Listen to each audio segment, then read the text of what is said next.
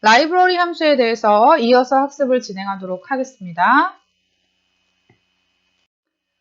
문자열을 숫자로 변환하는 함수들 살펴볼 건데요. 지금 여기 있는 이 함수들을 보면 그냥 쓰면 되지 왜 이렇게 해야 되나요? 라는 의문이 드실 수 있는데요.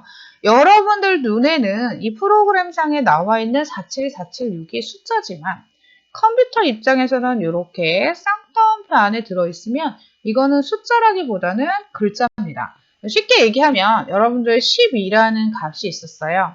문자라면 이거는 1과 2라는 글자가 결합이 된 겁니다. 근데 사실 숫자적인 의미로는 얘는 10 더하기 2이기 때문에 숫자로는 12가 된 거라 우리 눈에 보일 때는 똑같은 12지만 실제로 처리되는 방식은 조금 다릅니다. 그래서 따옴표 안에 들어있는 건 컴퓨터는 글자로 인식을 하게 되고 숫자로 인식을 하지 못하기 때문에 여러분들이 이런 것들을 연산에 사용하실 수는 없습니다. 그래서 연산에 사용하기 위한 실제 숫자로 즉 이런 식으로 10 더하기 2 이런 값들로 변경을 하시려면 여러분들이 변환을 하셔야 되는데 그거를 할 수 있도록 미리 제공되는 함수가 있다는 거죠.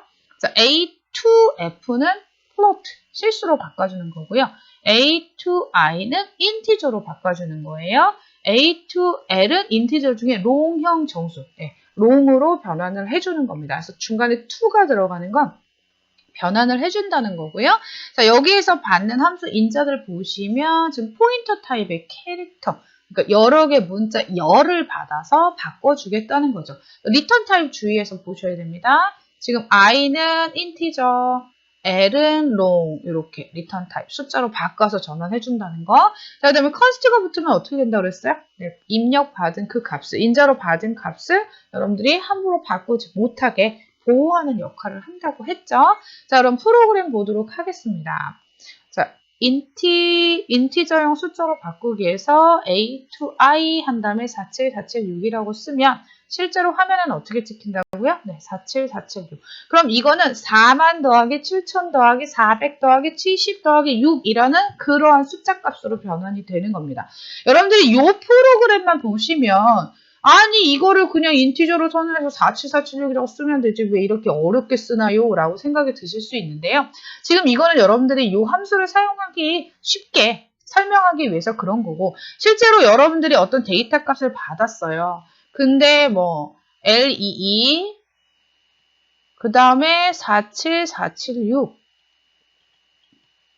K 뭐 이런 식으로 뭔가를 받았다고 하는데 여기 네 번째 글자부터가 이런 숫자라고 치면 여기 7이 있어야겠네요. 숫자라고 치면 여러분들 이것만 잘라서 뭔가를 처리를 하실 수 있단 말이죠. 예를 들면 우리 주민등록번호도 숫자 쭉 있고 가운데 대시교 있고 이렇게 숫자가 있으면 지금 여기 있는 일부분을 잘라서 뭘 출력할 수 있어요? 판별할 수 있어요? 네, 연도 뭐 이런 걸 만들려고 할 때 실제로 데이터는 이렇게 글자로 한꺼번에 쭉 받았단 말이죠. 그럼 여러분이 원하는 일부만 커팅을 해서 가져오는데 문제는 그 커팅해서 가져온 부분이 문자 열이기 때문에 여러분이 원하는 대로 연산이 되지가 않아요. 그래서 이런 함수들을 통해서 숫자나 뭐 실수나 이런 걸로 그러니까 숫자긴 하지만 인티저이냐 롱이냐 더블이냐 이렇게 변환을 하셔서 필요에 따라서 사용하셔야 된다는 거죠. 그러니까 이 부분은 이런 식으로 실제로 거의 쓰지는 않고요. 여러분들이 받은 문자열 중에 일부를 잘라다가 넣었을 때 그게 문자열이지만 그거를 내가 뭘로 사용할 수 있도록 실제로 덧셈 뺄셈 할 수 있는 연산을 사용할 수 있는 숫자로 변경하도록 이런 함수들을 쓴다는 거죠. 그래서 변환하려는 게 더블이냐 인티저냐 인티저긴 하지만 이제 롱 타입이냐에 따라서 이런 함수들을 쓴다는 겁니다. 자, 요거 코딩 하시고 여러분들 결과 한번 확인해 보시기 바랍니다. 자, 그러면 실수 문제 2번 여러분이 한번 만들어 보실까요? 두 개의 문자요. 1, 2, 3, 4라는 것과 0.5678이라는 것의 합을 계산하는 프로그램을 작성해라. 자, 여러분들이 그냥 이거 1, 2, 3, 4 더하기 0.5678 이렇게 하면 여러분 생각하는 것처럼 숫자 연산이 일어나지 않기 때문에 앞에서 말씀드린 변환 함수들을 이용을 해서 숫자화 시키신 다음에 덧셈을 하셔야 되는 겁니다. 자, 그럼 프로그램 여러분들 한번 코딩 해보시고요. 그리고 오셔서 결과 확인해 보시기 바랍니다. 네, 지금 이 상황에서는 프로그램이 간단하죠. 일단은 합을 계산하고 나면 타입이 어떻게 되나요? 예, 얘는 인티저였고 얘는 플로트였지만 덧셈을 하고 나면 플로트 타입으로 실수로 지금 W형으로 바뀌기 때문에 %F 썼고요. 인티저로 바꾸도록 A to I 하신 다음에 숫자 써주고 플로트로 바꾸기 위해서 A to F 쓰신 다음에 다운표 안에 숫자를 썼습니다.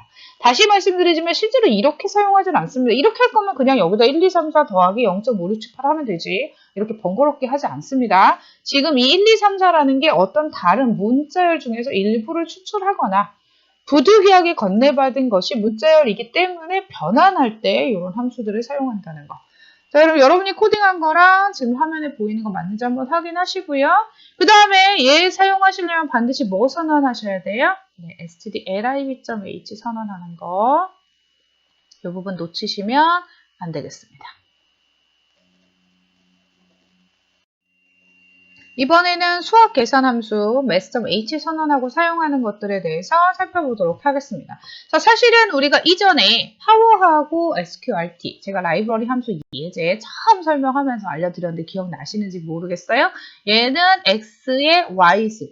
여러분들이 여기다가 2하고 3 쓰면 2의 3승. 2의 3승이 6이 아니죠. 네, 2를 3번 곱했다는 2의 3승값. 이렇게 구하는 파워라는 함수 설명드렸었고 sqrt 같은 경우에는 뭐였어요? 루트였죠. 그래서 sqrt 4 하면 루트 4에 대한 결과로 2라는 게 화면에 나오게 되는 이런 것들에 대해서 예전에 학습을 했었고요. 그 외 여러 가지가 있는데 오늘은 세 가지를 좀 여러분하고 좀 살펴보려고 합니다. 셀링이라는 거랑 플로어랑 ABS 절대값 구하는 거. 절대값도 전에 했나요? 네, 이렇게 돼 있으면 화면에 뭐가 나와요? 네, 부호 떼고 4 나오는 거. 이렇게 자, 이런 함수들을 예제를 통해서 한번 살펴보도록 하겠습니다.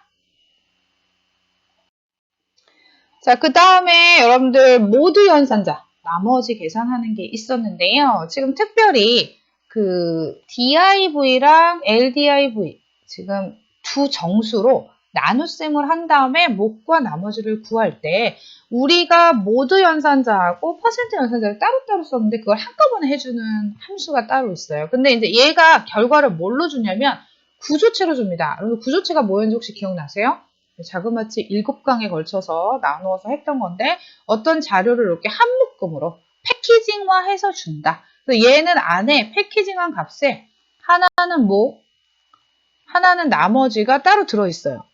그래서 결과를 이런 타입으로 줍니다. 이런 타입으로 주는데 이 타입의 안에 이렇게 패키징 된 게 들어있어서 여러분이 목과 나머지를 한꺼번에 한 가지 연산으로 할 수 있게끔 해주는 거예요. 얘도 마찬가지예요. 단지 차이점이 있다면 얘는 이제 정수로 나눗셈을 해서 목과 나머지를 구조체로 받아준다면 얘는 롱형 정수로 나눗셈을 하고 구조체로 나머지를 받아준다는 거. 그래서 요거 예제 뒤에서 살펴볼 거고요.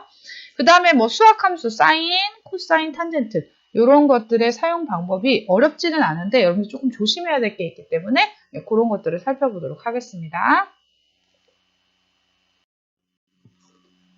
실링하고 플로어의 예제를 한번 보면서 설명을 드릴게요. 여러분들 문장만 읽어가지고는 정확하게 어떤 값이 나온다는 건지 좀 이해하기가 어려우실 수 있기 때문에 실링이나 플로어 함수 쓰실 때는요. 반드시 include 문 안에 math.h 선언해 주시고 쓰셔야 됩니다.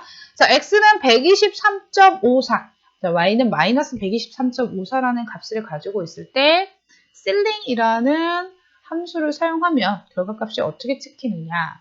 여러분들 이해를 돕기 위해서 제가 수직선을 하나 그려볼게요. 이게 수학적인 내용도 많이 포함이 되어 있는 거라서 자, 123이라는 정수랑 124라는 정수가 있을 때 이해를 돕기 위해서 125 이런 식으로 정수가 쭉쭉쭉 뒤로 있을 텐데 123.54는 절반하고 조금 넘는 지점이 한 요쯤 될 거예요. 그래서 여기가 123.54라고 했을 때 실링은 x를 초과하지 않는 정수 얘를 넘기지 않는 그러니까 이 부분이 하얗게 되는 거예요. 이게 들어가는 게 아니에요. 요거 정수 중에서 제일 작은 거 그럼 124, 125, 126이 얘를 초과하는 정수들인데 그 중에서 제일 작은 거라서 화면에 124가 찍히게 되는 겁니다.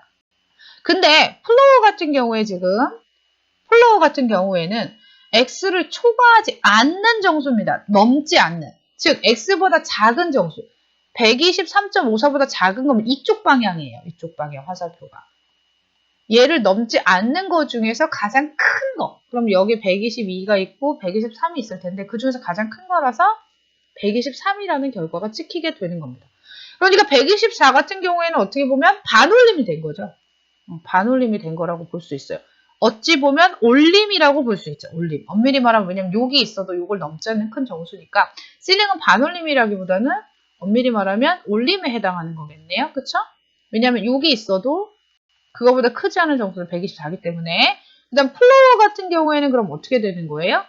네, 버림에 해당하는 겁니다. 버림. 버림에 해당하는 거라고 보실 수가 있어요. 자, 그래서 이렇게 실링이나 플로어를 쓰면 소수점 이하의 값을 처리하는 용도로 여러분이 사용하실 수가 있게 됩니다. 자, 그럼 음수의 경우 한번 다시 살펴볼까요? 이번에는 마이너스 123.54입니다. 그럼 여기가 마이너스 123이고 여기가 124겠죠. 음수는 왼쪽으로 갈수록 숫자는 커지지만 실제로 값이 작아지는 거잖아요. 수학적인 거라 너무 오래돼가지고 기억이 안 나시나요? 마이너스 1은 6이고요. 마이너스 2는 6이쯤 됩니다. 그러니까 그렇게 가면 숫자는 커지지만 값이 작아지는데 마이너스 123.54도 한 요쯤 될 거예요. 마이너스 123.54 요쯤 될 건데 실링 y라고 했더니 마이너스 123이 나왔습니다. 왜냐하면 얘를 초과하는 초과는 대신에 안 들어가는 거죠. 이상 초과는 큰 거. 그다음에 이하 미만은 작은 거. 수학적인 거를 다시 한번 점검을 해드렸어요. 넘는 거 중에서 가장 큰 수기 때문에 123이 나오는 거고 플로우 같은 경우에는 초과하지 않는 거니까 이쪽 방향입니다. 화살표가. 이쪽 방향 중에서 가장 큰 거라서 124가 찍힌다는 거. 그래서 올림이나 버림 효과를 주는 그런 함수들이라는 거 보시면 되겠고요. 자, 여러분 요거 코딩하시고 역시 결과 확인해 보시고요. 여러분들이 숫자 값을 바꾸어서 예상한 결과랑 화면에 출력한 결과가 맞는지 한번 확인도 해보시기 바랍니다.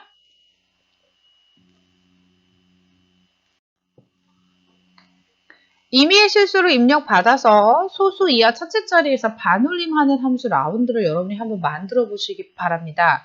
자, 라운드 함수를 만들 때는요. 앞에서 설명드린 슬링하고 플로어를 이용해서 여러분들 라운드 함수를 만드시면 되겠는데요. 숫자를 입력받은 다음에 소수 이하 첫째 자리에서 반올림은 어떻게 하는 거예요?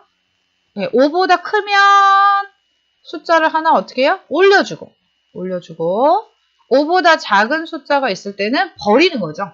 이런 버림과 올림 역할을 하는 게 아까 실링이랑 플로어라고 했으니까 여러분들이 이 함수 두 개를 이용해서 그러한 출력 결과가 되도록 반올림하는 결과가 되도록 만들어 보시라는 거예요. 예를 들어서 라운드하고 마이너스 1.8이라고 넣었다면 마이너스 2라는 결과가 라운드 1.8이라고 했다면 2라는 결과가 나오도록 여러분들이 라운드 함수를 만들어 보시는 겁니다. 실링하고 플로어가 어떻게 동작하는지 아까 설명드렸어요. 123.54일 때 실링 같은 경우에는 124라는 게 찍혔고 플로어는 123이 찍혔습니다. 그 다음에 마이너스 123.54일 때 실링의 경우에는 123, 플로어에게는 마이너스 124가 나왔다는 것들을 잘 생각을 하셔서 여러분들이 프로그램을 만드시는데요.